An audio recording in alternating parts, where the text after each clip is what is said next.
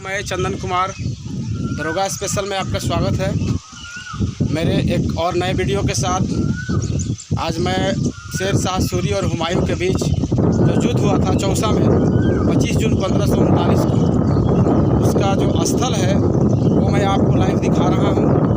और पिछले वीडियो में मैंने शेर शाह के मकबरे को दिखाया था, जो कि रोहतास ज़िले के सासाराम स्थित जो मकबरा है उसके बारे में आपको बताया भी था, दिखाया भी था।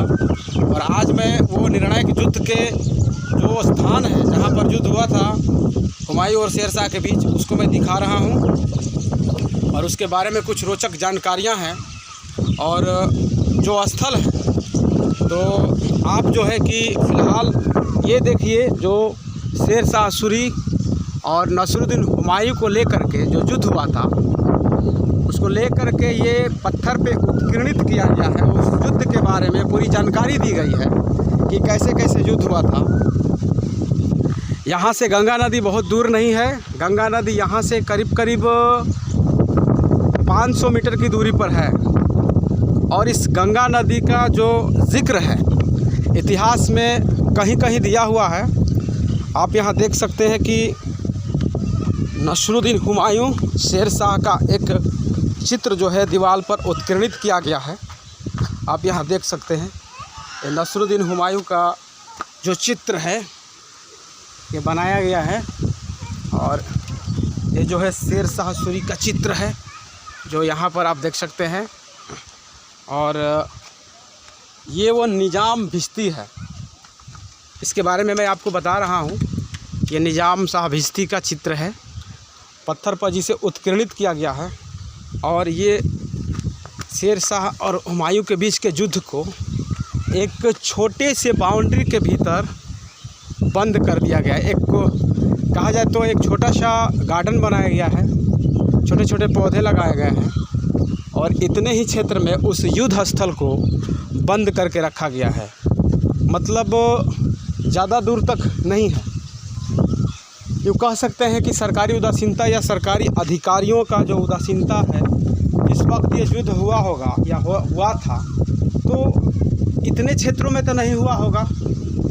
उस तमाम जो क्षेत्र हैं वो आवासीय बन गए हैं, लोग रहते हैं। खैर ये सरकार का मसला है, हमको उसमें क्या बोलना है। लेकिन युद्ध हुआ कैसे, क्या हुआ, तो समझ लीजिए कि शेर शाह सूरी एक कुशल योद्धा था।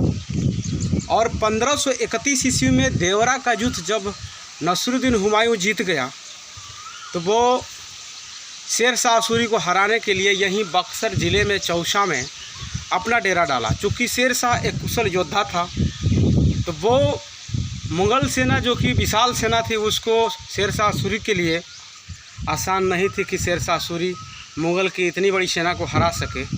तो शेर शाह सूरी मौसम का हेल्प लेने के लिए, जोग्राफिकल हेल्प के रुका हुआ था। वो जानता था कि गंगा जी का पानी कब बढ़ेगा, जो गंगा नदी का पानी है कब बढ़ेगा, उसका इंतज़ार कर रहा था। गंगा का पानी बढ़ा और 25 जून 1539 ईस्वी को रात्रि में ही, जो पत्थर पर उत्कीर्णित है, आप वहाँ देखे भी थे कि रात्रि में ही शेर शाह सूरी ने हुमायूं के सेना पर आक्रमण कर दिया। और हुमायूं जो है गंगा नदी को पार करके भागने का कोशिश करने लगा। तैरते तैरते हुमायूं थक गया। अपनी जान बचाने के लिए हुमायूं गंगा नदी में कूद गया और इतना वो तेज़ बहाव था, फिर भी वो उस पानी में तैर रहा था। जब अपनी जान बचाने के लिए जब पूरी तरह से थक गया, लगा उसे कि अब मैं बचूंगा नहीं, डूब जाऊंगा, मर जाऊंगा, तो उसकी नज़र एक नाविक पर पड़ी। वही निज़ाम शाह भिश्ती था। उस नाविक से बोला कि मेरी जान बचा लो। उस भिश्ती ने हुमायूं को बचा तो लिया, हुमायूं बच गया, लेकिन उसने उस भिश्ती से एक वादा किया कि दोबारा यदि मैं हिंदुस्तान वापस लौटा और दिल्ली की गद्दी मुझे मिली तो मैं तुम्हें एक दिन का राजा बनाऊंगा।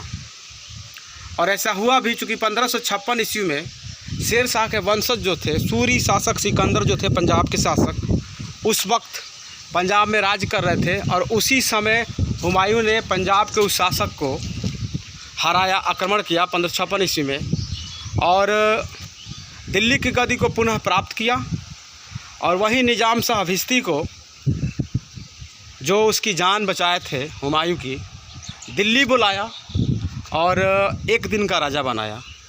तो निज़ाम शाह भिश्ती जो एक दिन का राजा बने, सम्राट बने, और उन्होंने एक ऐसा कीर्तिमान स्थापित किया जो इतिहास में आज भी कभी कभी प्रतियोगी परीक्षाओं में आता है कि वो कौन सा शासक था जिसने चमड़े का सिक्का चलवाया था।